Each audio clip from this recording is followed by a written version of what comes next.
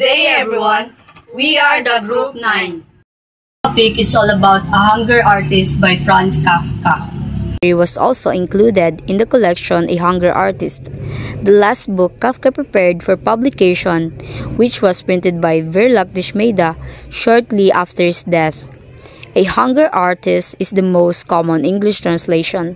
The title refers to the title character, an unnamed hunger artist or starvation artist, depending on your translation, who entertains crowd of people by sitting alone in a cage without eating for a long period of time.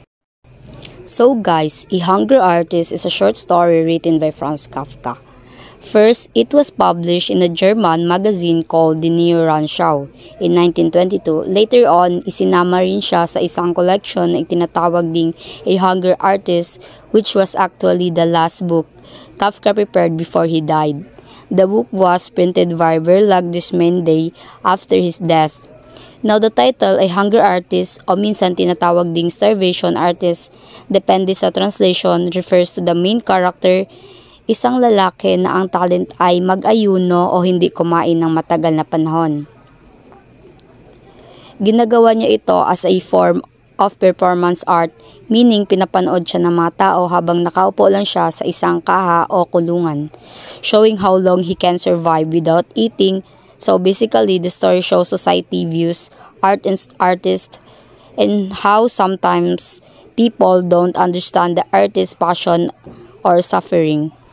Exposition. People from all over the world boto watch The Hunger Artist.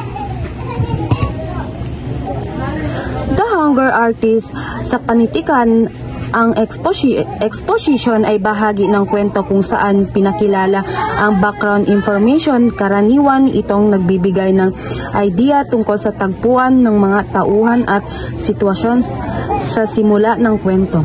Climax. The loss of interest in the Hunger Artist forced him to join the circus, where he will be allowed to fast for as long he'd like.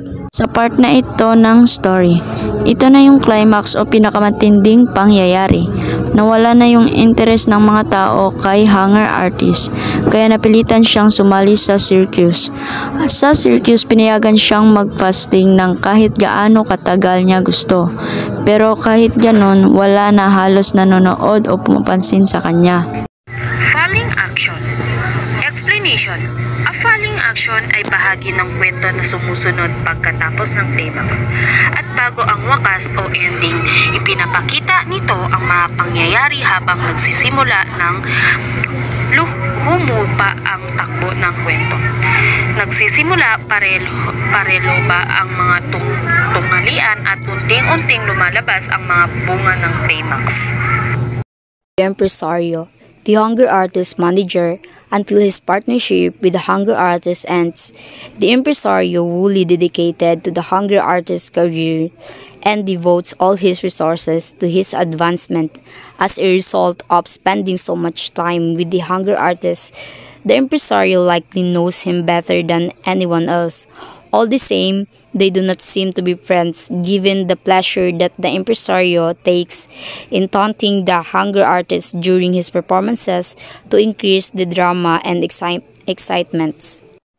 So guys, the Impresario is basically yung manager ng Hunger Artist. Siya yung nag-handle ng career ng Hunger Artist at ginagawa niya lahat para sumikat ito o mag-succeed ito. Habang magkasama pa sila, super dedicated sa Impresario, binibigay niya lahat ng effort, time at resources para sa career ng Hunger Artist.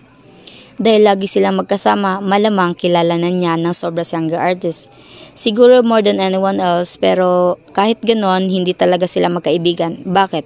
Kasi pinapakita sa text na parang may enjoyment pa si Impresario at pagtataunt o pang-aasar sa Hunger Artist habang nag-perform ito para lang mas maging dramatic and exciting sa mga audience. So in short, professional lang talaga yung relationship nila. Hindi ito based on friendship or care, kundi trabaho at entertainment value na gusto ng Impresario makuha. The Hunger Artist. Explanation. The Hunger Artist, ipinaliwanag sa taala ang tungkol sa Hunger Artist ang pangunahing tauhan sa kwento ni Franz Kafka. Siya ay isang malungkot at nag-iisang tao nagpapakita ng sinig sa mga pamamagitan pagkaayuno o hindi pagkain. Siya ay isang payat at laging nakasuot ng itim na damit. Nakakulong siya sa isang hawla at mas gusto niyang mapag-isa kahit nais niyang panoorin at hangaan siya ng mga tao. Madalas siyang nagdidismaya dahil hindi siya nauunawaan ng iba. Ang tanging inisip niya ay yung pagiging pinakamahusay sa mga ayuno. Overseer, a circus manager who discovered the hunger artist dying in his cage. The overseer hears the hunger artist's final words, but he clearly does not care whether he lives or dies. As soon as the hunger artist expires, the overseer carelessly orders that his body be taken away and replace him with a panther. The overseer is the circus manager who finds the hunger artist dying inside his cage. Narinig niya pa ang last words ng hunger artist, pero he did care kung mabubuhay o mamamatay ito. Ibig sabihin, he was cold and heartless, walang pakialam sa pinagdaanan ng hunger artist. After the hunger artist died, the overseer immediately ordered na alisin ang bangkay niya at replace him with a panther, kasi mas interesting na panoorin ng mga tao ang panther kaysa sa isang taong nagpa-fasting. Team's Pride Time Solution. Explanation. Ang hunger artist ay labis nang pinagmamalaki ang kanyang kakayahan sa pag-aayuno. Dahil sa sobrang pride niya, pinapatuloy siyang nag-aayuno kahit wala ng interes ang mga tao. Ang kanyang pagmamataas ang nagiging dahilan sa kanyang pagbagsak. Literary elements, point of view, third person, perspective, symbolism, cage, circus, partner. Example: symbolism, simbolismo; cage, kulungan; circus, circo; partner, leopardo. The hunger artist's pride causes him to become isolated from society because his views of his art cause him to be blind to the public's opinion. While his pride did allow him to become a great pastor, it ultimately harmed him because it created a barrier between the artist and his audience. So basically, sinasabi dito na yung pride ng hunger artist ang dahilan kung bakit siya naging isolated o napahiwalay sa society.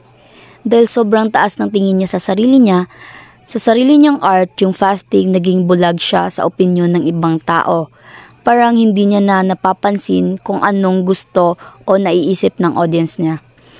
Oo, totoo na dahil sa pride niya, naging magaling siyang faster kasi naniniwala siya na yung ginagawa niya ay isang tunay na sining. Pero sa huli, yung pride niya na yung nakasira sa kanya kasi naglagay ito ng harang o barrier sa pagitan niya at ng mga nanonood. Nawala na siya ng connection sa audience kaya naging magaling siya. Wala nang nakaka-appreciate sa kanya. So the main idea is his pride made him great, but it also made him lonely and misunderstood. Time. A part of the hunger artist struggle is tied to time and how it changed the world around him. His job turns out to not be something he can really on forever. Fasting becomes outdated and so dies. He realizes at a circus, unfortunately, it is too late for him to restart his life. The fact that time has taken so much from him increases his feelings of worthlessness and insignificance. Example, ang larawan ay naglalarawan ng mga paghihirap ng isang hunger artist, isang termino mula sa isang maikling kwento ni Kafka tungkol sa isang tagapagtanghal na nabubuhay sa pag-aayuno dahil sa pagdaan ng panahon. Ang trabaho ng hunger artist ay hindi permanente dahil nagiging lipas na ang pag-ayuno. Napagtanto niya ito sa circus. Huli na para sa kanya upang muling simulan. Pride. The hunger artist thrives off of his pride in the same way that others thrives off of food. He is the only one who knows that his fasting is not a host and finds satisfaction in his accomplishments. He and his visible ribs as honorable. However, the outside world views his art quite differently and often react negatively to the things that the hunger artist is proud of, like his startlingly gaunt figure. The hunger artist lives and survives because of his pride, the same way other people survive because of food. Ang pag-aayuno fasting ay hindi isang palabas o fake it's real for him. And he feels satisfaction and accomplishment sa ginawa niya. He sees every day without food as an achievement and he feels proud na nakikita ang kanyang ribs dahil para sa kanya. Simbolo ito ng dedication o sacrifice. Pero sa paningin ng ibang tao, iba ang tingin nila sa kanya. Art. They think it's strange or pointless, kaya negative ang reaksyon nila sa mga bagay na ipinagmamalaki ng hunger artist, tulad ng kanyang sobrang payat na katawan. Solution. Explanation. A hunger artist ay nag-iisang dahilan hindi naunawaan ng lipunan ang kanyang sinig ng pag-aayuno. Maraming nanonood sa kanya ngunit walang tunay na nakakaintindi sa kanyang ginawa. Work. Short stories. 1913, The Stalker, a Fragment. 1913, Meditations. 1915, The Metamorphose. 1916, The Judgment, a Story. 1919, In the Metal Colony. 1919, A Country Doctor. 1924, A Hunger Artist. Novels. 1925, The Trial. 1926, The Castle. 1927, America. Like for example, itinukoy mo ang mga pangunahing akda ni Franz Kafka, isang mahalaga figuro sa panitikan ng ika-20 siglo.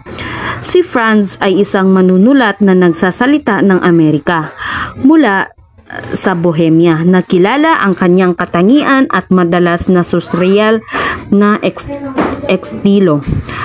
Kadalasang tinatalakay ng kanyang mga akda ang mga tema tulad ng paghiwalay, alintensyon, pagkakasala, gulyat, burokrasya at pagkabahala ungkol sa pag-ira ng existential dread. Franz Kafka. Franz Kafka lived from 1883 to 1924 and born in Prague to a middle-class Jewish family and worked in insurance for most of his life to pay the bills alongside his writing, and engaged to be married twice, and died of tuberculosis at the age of 40. Kafka wrote in the styles of modernism. Style of his writing was influential that the term is Kafkaesque was created to describe works like his. So guys, si Franz Kafka ay isang sikat na writer na nabuhay from 1883 to 1924. Pinanganak siya sa Prague at isang middle-class Jewish family. Habang buhay siya, nagtatrabaho siya sa insurance para pambayad ng bills, pero kahit busy siya, nagsusulat pa rin siya sa free time niya. Na-engage siya sa 2 beses pero hindi siya talaga nakapag-asawa. Sadly, namatay siya sa tuberculosis noong 40 years old pa lang siya. Si Kafka ay nagsusulat sa modernism style, ibig sabihin medyo malalim at reflective ang mga works niya madalas tungkol sa mga tema tulad ng alienation, bureaucracy at helplessness. Ang interesting part, sobrang unique ng writing styles niya na may salitang Kafkaesque na ginagamit ngayon para i-describe ang mga situation o stories na weird, confusing o parang hopeless katulad ng mga gawa niya. Racing action. The Hunger Artist because desperate to first for longer people being closing interest. Like for example, sa kwento ang racing action ay nagpapalihim ng tensyon at tungalian habang ang Hunger Artist ay nagiging mas desperado na mag-aayuno ng mas matagal. Ang desperasyong ito ay dulot ng dalawang pangunahing dahilan.